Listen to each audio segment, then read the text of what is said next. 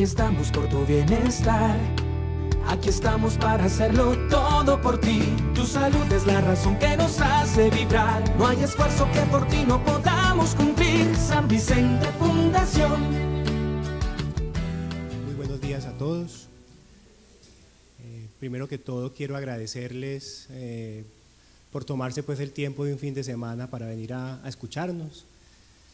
Nosotros preparamos hoy con mucho cariño estas conferencias para hablar de unos temas, de un tema que es, como ustedes han visto ahí, de un título poco, digamos, taquillero en la literatura que conocemos nosotros en Latinoamérica. El enfoque del paciente crónico pluripatológico complejo. El asunto con esto es que resulta que esta es una realidad que estamos viviendo hoy y que nosotros no hemos sido todavía capaz de darle el papel y la relevancia que esto tiene a la hora de la práctica clínica que todos realizamos en cualquier nivel de atención de la ciudad.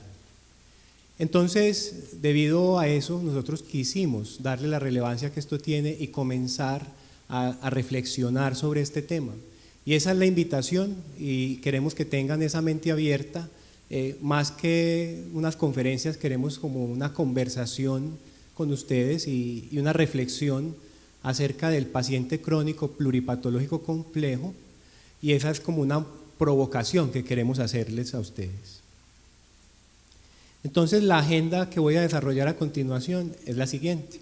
Primero vamos a hablar de la importancia que tiene para la sociedad hoy por hoy este tema, qué implican los sistemas de salud y qué implican las IPS.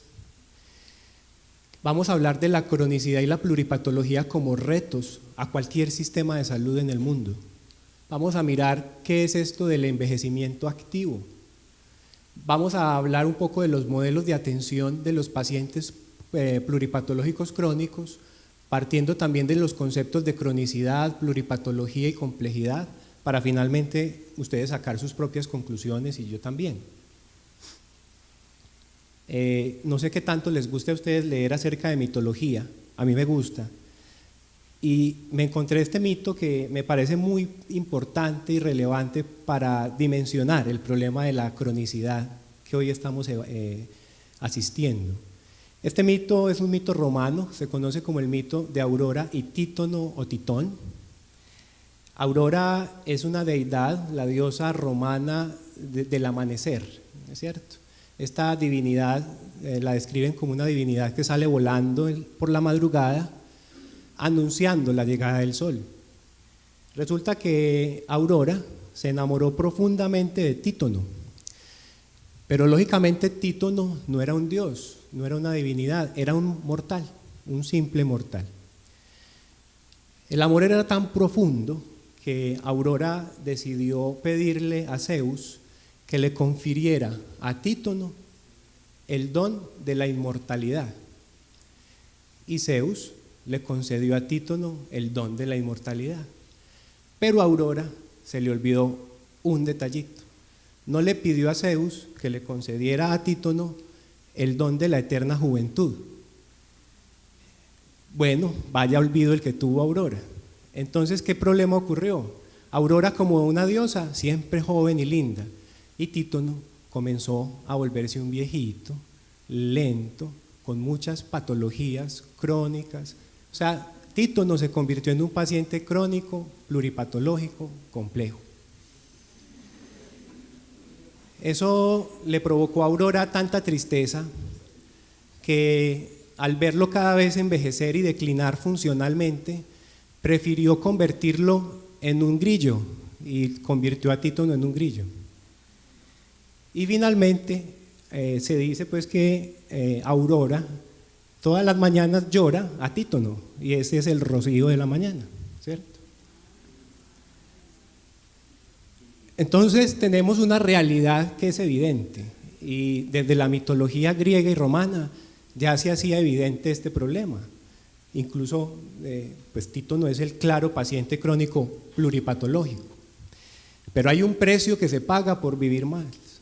Y resulta que la tecnología médica y el desarrollo tecnológico de nuestra medicina ha avanzado a tal punto que ahora envejecemos más.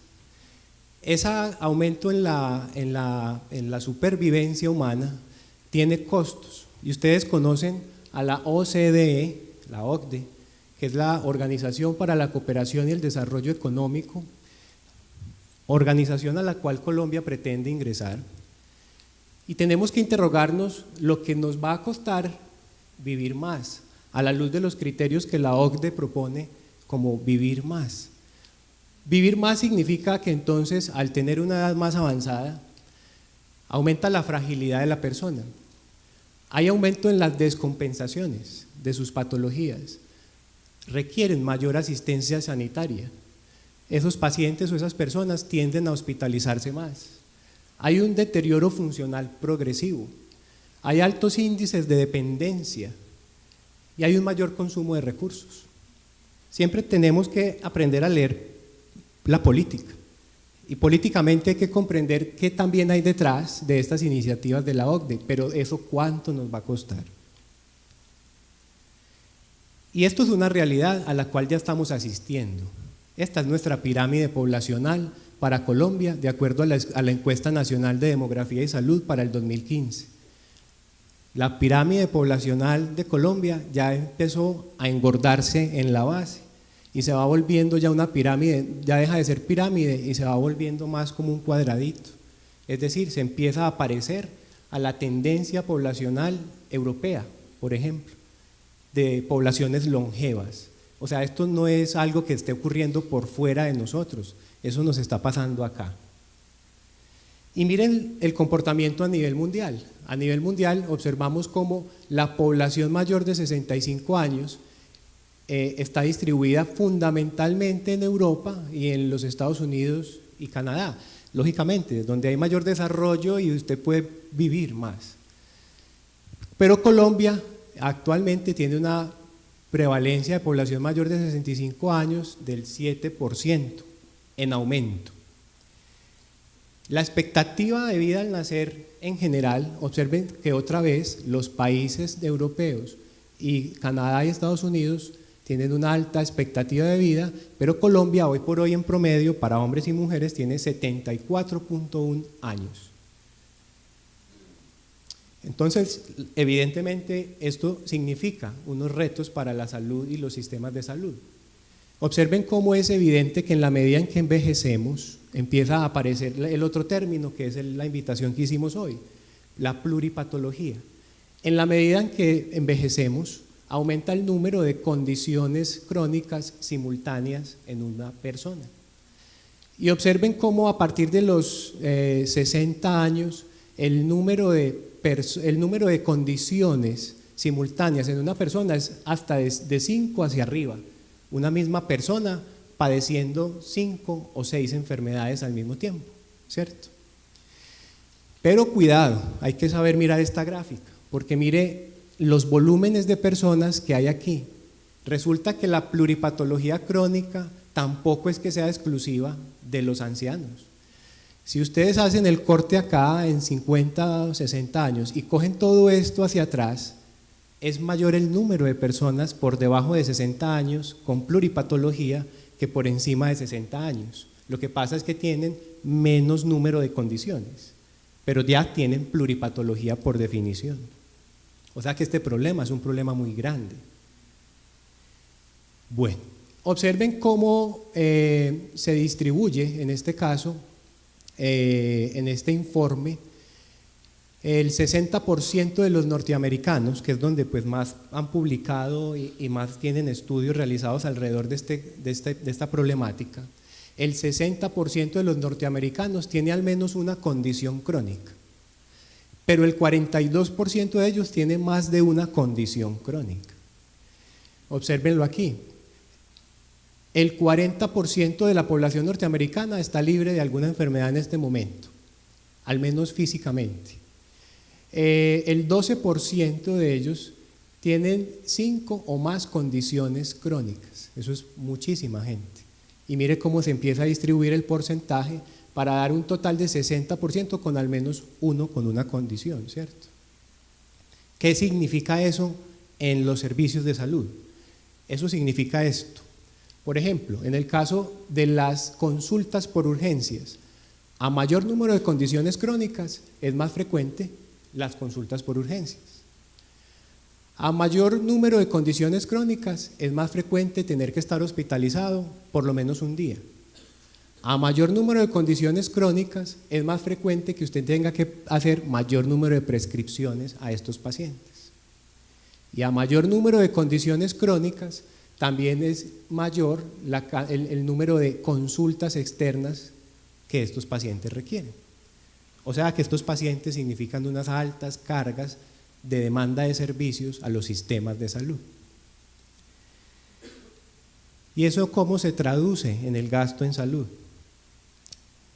De acuerdo al número de condiciones crónicas, y este es un dato muy conocido por los aseguradores, por ejemplo, observen que el 12% de la población se consume el 41% de los recursos.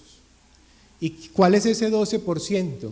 Ese 12% son las personas con 5 patologías simultáneas o más. Los pacientes, en la medida en que tienen mayor cantidad de comorbilidades, mayor pluripatología, mayores consumo de recursos tienen. Esto es una reflexión que tenemos que hacer como sistema de salud, todos los sistemas de salud, porque 12% de las personas se están consumiendo casi el 50% de los recursos en salud. El precio de la desigualdad. Hay estudios como este que ha demostrado además cómo la relación que existe entre algunos condicionantes de salud y la pobreza y el aumento de pluripatología y los malos desenlaces en esos pacientes. Esto lo muestra gráficamente. En este estudio, en un país en el que interpretan el estrato socioeconómico al contrario de lo que nosotros lo hacemos, de tal forma que el estrato 10 para ellos es el más deprimido y el estrato 1 es el de mayor recursos. Observen cómo el número de pluripatología, o sea, la prevalencia de multimorbilidad aumenta en la medida en que aumenta la edad, pero también aumenta más es en los pacientes de condiciones socioeconómicas más deprimidas. Ese es el precio de la desigualdad. Este metaanálisis evidentemente muestra la asociación tan fuerte que existe entre los bajos recursos socioeconómicos y los bajos niveles educativos, porque ustedes empiezan y van a comprender más adelante en esta conferencia la relación tan fuerte que existe entre los estilos de vida saludable, una población bien educada y la cronicidad o la pluripatología. Por eso tenemos que hacer política, porque todas las decisiones políticas influyen en lo que estamos viendo en la consulta y eso no lo percibimos de esa manera. Entonces, los bajos niveles educativos y vivir en áreas deprimidas se asocian a tener mayor cronicidad y pluripatología. Entonces, mire esto, el crecimiento económico sin inversión en desarrollo humano es insostenible, además es poco ético. El precio de la desigualdad, a eso me refiero con el precio de la desigualdad. Los grandes capitales concentrados en pequeños grupos económicos generan esa desigualdad social que lleva a esto que les estoy mostrando acá. Entonces, acaparar dinero solo por acaparar el dinero no genera desarrollo humano sostenible y eso no es ético. Muy bien, voy a explicarles ya en otra esfera, vamos a hablar de lo que significa envejecer activamente. Nuestros ancianos y nuestras personas mayores de edad merecen poder tener un envejecimiento activo que les permita seguir siendo agentes sociales activos. Hay unos determinantes personales del envejecimiento activo, como lo son, por ejemplo, la religiosidad, la sexualidad, la autopercepción de la salud, los espacios de vida, la funcionalidad y la limitación funcional. Vamos a mirar un detalle de algunos de estos elementos. Estos son datos colombianos del Ministerio de Salud y Protección Social. Y observen esto. En la medida en que nuestros ancianos envejecen, ellos tienen una mayor percepción de mal estado de salud.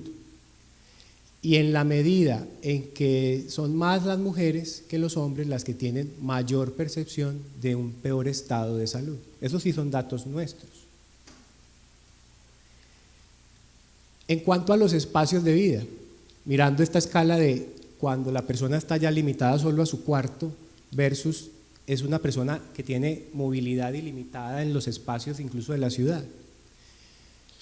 El espacio de vida de las personas está más restringido en las mujeres, en los estratos más bajos y en las zonas rurales. Y observen el comportamiento según la edad. De tal manera que en la medida en que vamos envejeciendo, nos vamos confinando un poco más, vamos reduciendo nuestro espacio de movilidad y se van volviendo más dependientes. Algunos se confinan a la cama, algunos se confinan solo a la casa y termina siendo ese el espacio límite donde está su ecosistema. Ese encierro también es un determinante de la mala calidad de vida de estos pacientes. Y miren cómo aumenta la dependencia medida por la escala de Lawton de acuerdo a la edad. Esos pacientes declinan funcionalmente y requieren cada vez mayor personas externas apoyando sus funciones básicas, o sea, se vuelven menos independientes. Y miren la actividad física. Es evidente que en la medida en que vamos envejeciendo, nos vamos volviendo más sedentarios, más inactivos, y la actividad física obviamente declina. Todo lo cual se vuelve como un círculo vicioso para producir más y más enfermedad crónica. Pero también hay unos determinantes conductuales del envejecimiento activo, por ejemplo los hábitos, el consumo de tabaco, el consumo de alcohol, la actividad física, el estado nutricional y la salud oral. Y observen esto, mire cómo las personas que por lo menos son fumadores activos o fueron exfumadores, en la medida en que aumenta la edad, si bien ya dejaron muchos de ser fumadores, la mayoría fueron exfumadores. Eso es un problema muy grande. Pero mire el dato que les traigo aquí, de acuerdo a las regiones del país. Ustedes pueden creer que es Medellín la que puntea en los fumadores de este país. ¿Eso qué significa? Eso no lo estamos analizando. Y obviamente tiende a verse más esto en la población rural, deprimida, etc. Entonces, el envejecimiento activo tiene que ser observado desde una dimensión múltiple, en donde hay unos condicionantes de la salud, unos determinantes conductuales, otros personales, un entorno físico, unos determinantes sociales y económicos, y el uso y el acceso a los servicios de salud.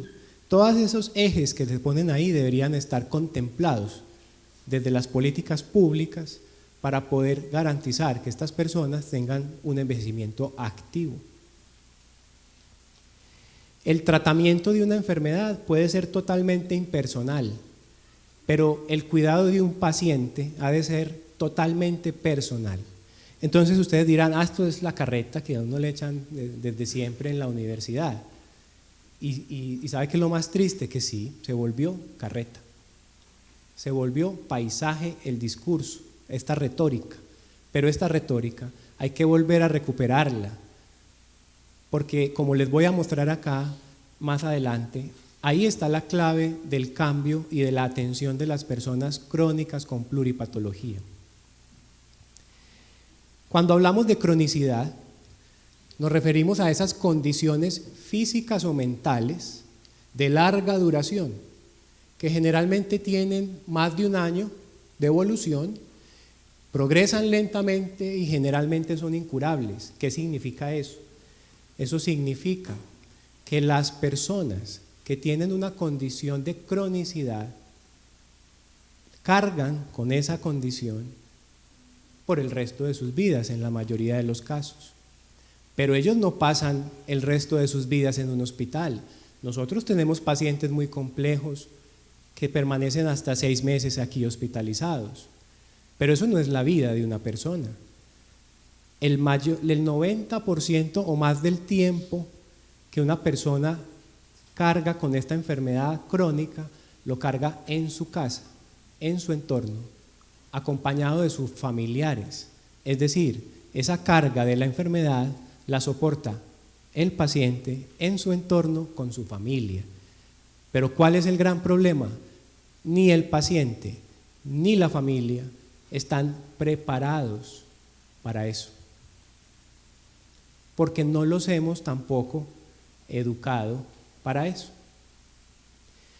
Una comorbilidad es la presencia de uno o más trastornos o enfermedades, además de la enfermedad primaria, y el paciente crónico complejo hace referencia a una dificultad en el manejo clínico de un proceso crónico por múltiples interacciones, por situación avanzada del paciente, la multimorbilidad, la edad avanzada, los problemas socioeconómicos y la discapacidad. Todo eso confluye en un solo paciente y eso es lo que lo hace complejo. La pluripatología está aceptada a nivel mundial, se define como la presencia simultánea de 2 o más condiciones crónicas. Aquí hago una aclaración, digamos, desde el punto de vista de las palabras. Para los norteamericanos, el término en la literatura es multimorbilidad. Para los europeos, el término, sobre todo españoles, o sea, el que deberíamos usar nosotros, es pluripatología. Miren la prevalencia de las enfermedades de forma individual. Esta es la prevalencia de las enfermedades de forma individual, para hombres y para mujeres. ¿De qué sufren nuestras personas? Sufren principalmente de hipertensión arterial. Luego de eso sufren de diabetes, luego de depresión, luego enfermedades cerebrovasculares y ahí va bajando la prevalencia. Pero ¿por qué les estoy trayendo esa gráfica? Porque a partir de ese análisis resulta que a nosotros nos forman en unos sistemas educativos así como estamos viendo acá. A nosotros nos dan clase de hipertensión arterial, pero nosotros no tenemos una cátedra de hipertensión arterial en el paciente con diabetes, depresión y tal y tal y tal cosa. Ahí está la trampa. Aquí está el profesor Julián Ramírez. Yo a él le dejo una pregunta porque desde la universidad nos tenemos que comenzar a preguntar esto. ¿Cómo vamos a formar a las nuevas generaciones de médicos para entender la medicina no desde una enfermedad, sino desde la complejidad del ser humano? Es que hemos fallado ahí. Mire qué bonito este estudio. Este es un estudio de corte transversal, en el que es muy clásico en este tema de la pluripatología, en el que cogieron 4 condiciones comunes como trastorno primario y evaluaron cuáles eran las principales comorbilidades frente a estos 4 trastornos más comunes. Por ejemplo, la enfermedad coronaria, la diabetes, la EPOC y el cáncer. Esta es una forma muy bonita de graficar las comorbilidades, porque el tamaño del circulito o del globito habla de la prevalencia y la fuerza que tiene en su asociación estadísticamente esa comorbilidad con el trastorno primario. Ejemplo, los pacientes con enfermedad coronaria tienen mucha comorbilidad de diabetes. Vea, sí, eso no es nuevo para nosotros, obvio, es natural. Pero también tienen mucha comorbilidad, por ejemplo, de condiciones dolorosas, de depresión, etc. Miren, por ejemplo, aquí tienen una gran relación con esas condiciones dolorosas, etcétera, etcétera. Pero este estudio demostró que esas comorbilidades frente a estos trastornos se asocian más fundamentalmente en personas de áreas más deprimidas económicamente. Entonces, vuelvo a eso que he llamado el precio de la desigualdad.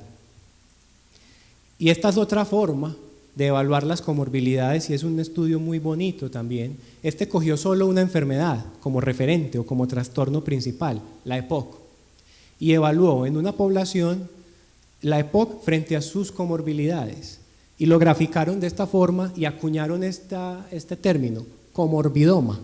Entonces esto es un comorbidoma en el cual ustedes observan este punto negro central, que es como un agujero negro, significa la muerte del paciente. Todo esto es el paciente y sus comorbilidades como población. El tamaño de los globos significa el peso estadístico de relación que tiene con respecto a la comorbilidad, y cuando se acerca más a este punto negro es porque está más relacionado con mortalidad en EPOC. Es una forma muy bonita en realidad de graficar. Entonces ustedes observan que en esta línea discontinua, todas las comorbilidades que están por dentro de esa línea discontinua tienen una relevancia o un peso estadístico muy grande para mortalidad en EPOC. Y uno empieza a mirar y dice, ah, claro, enfermedad coronaria, fibrilación auricular, cáncer, diabetes, etcétera, etcétera, ¿cierto? Esto se los muestro como para que ustedes se den cuenta que tenemos que despertar. En el mundo se está estudiando esto ávidamente y en Colombia no tenemos todavía un estudio grande de nuestra población caracterizando la pluripatología y su relación con las condiciones sociales. Y en el mundo se ha llegado a tal punto que me encontré con esto que ya me pareció supremamente bonito y llamativo. Ya estamos en el nivel de poder agrupar 5 patrones de pluripatología. Hay 5 patrones de pluripatología y en el ejercicio clínico y en la experiencia que todos ustedes y nosotros tenemos, me puse a revisarlo y yo dije, efectivamente, así se encuentra uno los pacientes. Por ejemplo, el primer patrón de pluripatología es el patrón de los desórdenes psiquiátricos. Aquí están las relevancia estadística, pero acá empiezan las comorbilidades que encuentran en esa agrupación. Por ejemplo, el desorden bipolar, la esquizofrenia, la distimia, etcétera, etcétera, etcétera. Primer patrón. Segundo patrón, el de la enfermedad cardiovascular, pulmonar, renal y cerebrovascular. Es que fisiopatológicamente ese grupo de enfermedades corresponde a una endoteliopatía. Entonces, lógicamente, el que está enfermo del endotelio sufre de enfermedad cerebrovascular, cardiovascular y pulmonar, y ahí están las comorbilidades que pesan. El tercer patrón es el de los desórdenes neurológicos, y evidentemente el que tiene Alzheimer o alguna enfermedad neurodegenerativa tiene más riesgo de tener otra enfermedad neurodegenerativa. El cuarto, muy interesante miren este patrón, enfermedades hepáticas, VIH-Sida y abuso de sustancias, y ese es otro patrón de pluripatología, pero por supuesto, ¿por qué? Detrás del abuso de sustancias hay una mayor prevalencia de estas condiciones y lógicamente detrás del abuso del alcohol hay mayor cantidad de enfermedades hepáticas, además del virus B, del virus C y las hepatitis virales pues relacionadas a esto. Y el quinto patrón de pluripatología es el cáncer, es la enfermedad tumoral. Obvio, todos tenemos muy claro, el que tiene un cáncer tiene mayor riesgo de tener otro cáncer, y eso es lo que conocemos como cánceres sincrónicos, por ejemplo. Ya hemos llegado al punto de que en otros países y en otras latitudes tienen muy claro esos 5 patrones de pluripatología. ¿Qué pasa con ese paciente crónico pluripatológico cuando llega al hospital? Se vuelve un asunto dramático. Probablemente ustedes conozcan a este hospital en sus entrañas desde la formación que tuvieron. Y ustedes saben lo que les estamos diciendo y saben que esto lo vemos nosotros en el día a día. Cuando un paciente pluripatológico complejo se hospitaliza, hay un mayor deterioro funcional durante la hospitalización, evidente. El paciente sale de aquí desgastado, postrado, desacondicionado físicamente. La mortalidad aumenta. Al ingreso, el solo hecho de tener pluripatología compleja aumenta la mortalidad en un 20%. solo por ingresar al hospital. Luego de irse del hospital, la mortalidad le aumenta por haber estado hospitalizado hasta casi el 40% al año y el 50% a 4 años. O sea, eso se comporta peor que un cáncer. Y este efecto muy importante descrito en la literatura de la pluripatología se llama el efecto dominó y todos lo hemos vivido, sobre todo los internistas en este hospital, por ejemplo, lo vemos diariamente. El paciente pluripatológico debuta con una primera condición en descompensación, ejemplo clásico, EPOC, pero el paciente además tiene ya falla cardíaca y también es hipertenso. El paciente llega porque se exacerba el EPOC y la condición 1 en el efecto dominó lleva a que la EPOC descompensa la falla cardíaca y la falla cardíaca descompensada le descompensa el tercer trastorno y el tercer trastorno y el otro trastorno, el efecto dominó. Muy bien, pero entonces ¿qué podemos hacer? Resulta que desde una metodología norteamericana muy conocida que es el Kaiser permanente, está esclarecido que el nivel asistencial que requieren las poblaciones debe ser bien estratificado y caracterizado, y eso exige a un sistema de salud muy organizado. El primer nivel significa aquellas personas que tienen necesidades más ambulatorias, de bajo control y que requiere sobre todo cambios en el estilo de vida. Pero desde el punto de vista de nuestra acción frente a esa población, aquí entra el papel más importante, educar a ese paciente y a esa familia para el autocuidado y la autogestión de su condición de cronicidad, porque va a vivir con ella por el resto de su vida.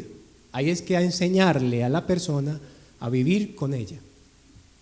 Luego hay un nivel 2 de complejidad, en el cual las necesidades son más de vigilancia un poco más cercana de los síntomas. El paciente puede no estar controlado, hay problemas de adherencia al tratamiento, hay depresión, unos regímenes de medicación un poco más complejos. Entonces aquí empieza el concepto de gestión desde la enfermedad, atención por parte de enfermería y farmacéutico, la teleasistencia con el médico. Pero en estos dos niveles siempre prevalece lo ambulatorio. El paciente hay que regresarlo, hay que deshospitalizar a los pacientes. Eso es una cosa que tenemos la responsabilidad de hacer. Estas grandes infraestructuras hospitalarias ya no aplican de cara a los nuevos modelos de salud. Debemos tener a la población en su ambiente. El concepto de medicina ambulatoria, de hospital de día, de hospital de noche, etc.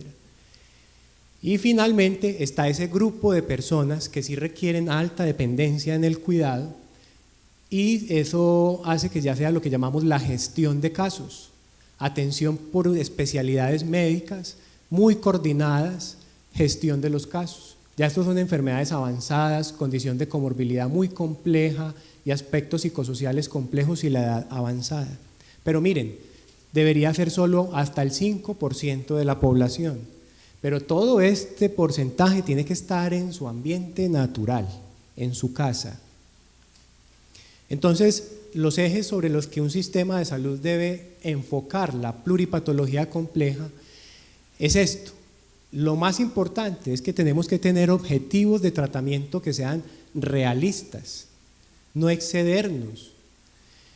Hay que evaluar las interacciones, priorizar las preferencias del paciente. Tenemos que volcarnos al diálogo con el paciente, a hacer una corresponsabilidad del tratamiento con el paciente y hacer un abordaje individualizado y mucho seguimiento. Esos principios que ustedes ven ahí tan sencillos exigirían un cambio muy grande en el sistema de salud nuestro. Y tenemos que cambiar el paradigma. Y el cambio de paradigma es pasar de este modelo actual que todavía estamos viviendo, en el cual nuestro modelo de educación médica está concentrado en el modelo de una sola enfermedad, A todos nos dieron clases o nos dan clases de a una enfermedad. Hoy vamos a hablar de falla cardíaca. Ya de ahí empezamos mal, porque eso no puede ser así. Ya ustedes ven, el paciente se presenta al mismo tiempo con muchas enfermedades. Todo el engranaje del sistema está montado hoy por hoy en el enfoque de una sola enfermedad, ni siquiera de la persona, sino de la enfermedad. Es decir, nos educan para tratar una enfermedad, pero el paciente se le presenta a usted en el rural con 5 y usted ahí ya no sabe qué hacer. El sistema de salud enfoca a la persona como si tuviera una sola enfermedad y se fragmentó la persona. Y por esa razón, la persona tiene que ir a que un especialista le vea una cosita, el otro le vea otra cosita, y se perdió el concepto del médico tratante, del que va a ver al paciente de forma holística.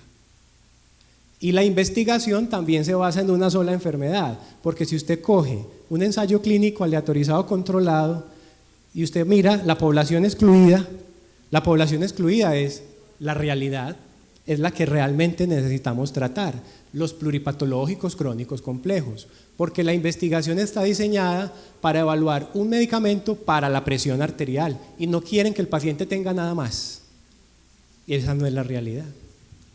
Entonces es pasar de esto, a unos modelos centrados en la persona, donde el equipo humano que la atiende está coordinado y donde generalmente haya un médico tratante que englobe todo lo holístico de la persona.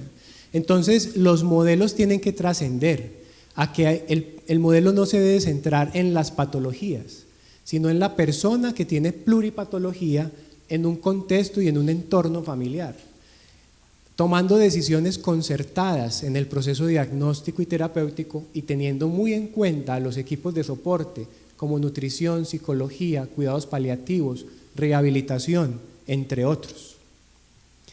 Mire esto, la ronda médica. ¿Qué es la ronda médica? Por definición, la ronda médica es ese acto clínico en el cual todo gira alrededor del paciente, de ahí viene el término ronda, porque todo gira alrededor del paciente y eso lo perdimos, ya no hay ronda médica. Este hospital, por ejemplo, está reevaluando eso y ahora retomamos ese concepto de ronda y la llamamos ronda de gestión clínica, en la cual un equipo multidisciplinario enfoca a los pacientes, desde el abordaje psicológico, nutricional, trabajo social, el internista, etcétera, etcétera, etcétera. San Vicente Fundación se está reevaluando en su estrategia como actor del sistema de la salud. Y a raíz de eso, ustedes han visto que se crearon unas unidades funcionales. Nuestra unidad funcional es la unidad funcional de enfermedades crónicas del adulto, oncología y neurociencias. El objetivo de esa unidad funcional es reorientar el modelo de atención de San Vicente Fundación, centrarlo en la persona y poder hacer una medicina que enfoque mejor a estos pacientes.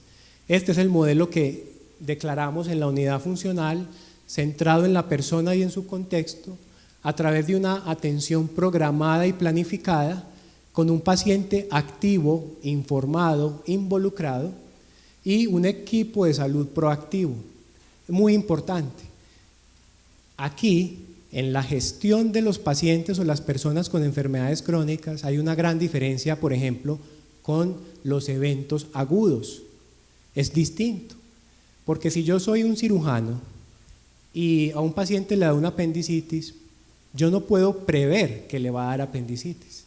Entonces, el modelo de atención de los eventos agudos, como una fractura, es un modelo reactivo, pero el modelo de atención de los eventos crónicos, que yo sí puedo prever en el tiempo y puedo además prevenir, tiene que ser un modelo proactivo, ¿cierto? Entonces, en eso se basa este modelo. Nosotros estamos aportando a la investigación, a la salud pública y a la educación, y la idea es que estamos constituyendo unas clínicas especializadas en las cuales buscamos resultados clínicos y funcionales de nuestras personas, y se basa en esos 4 principios que ya les enuncié. Miren, entonces las conclusiones para mí son estas. Los pacientes con pluripatología crónica tienen peores desenlaces en salud que aquellos con enfermedades únicas. Llevémonos ese mensaje. A pesar del incremento en el número de pacientes con pluripatología, los modelos de atención son usualmente construidos alrededor de una enfermedad, y eso hay que reflexionarlo. Y número 3, existe evidencia todavía limitada sobre la efectividad de las intervenciones para mejorar los desenlaces en los pacientes con pluripatología. Pero la gran conclusión es esta. Yo les hago la siguiente invitación. Ha llegado el momento de que el sector de la salud aproveche la capacidad colectiva y construyamos una fortaleza alrededor de nuestra población. Cada director médico, asegurador, cada profesor, cada médico, cada enfermera, cada paciente y persona que vive en este país debe reflexionar sobre lo que puede hacer para contribuir a este objetivo, colaborando más y colocando su ladrillo en el muro. Muchas gracias. Nos especializamos en pensar en ti. Tu salud es nuestra razón de existir. Lo hacemos todo por ti. San Vicente Fundación.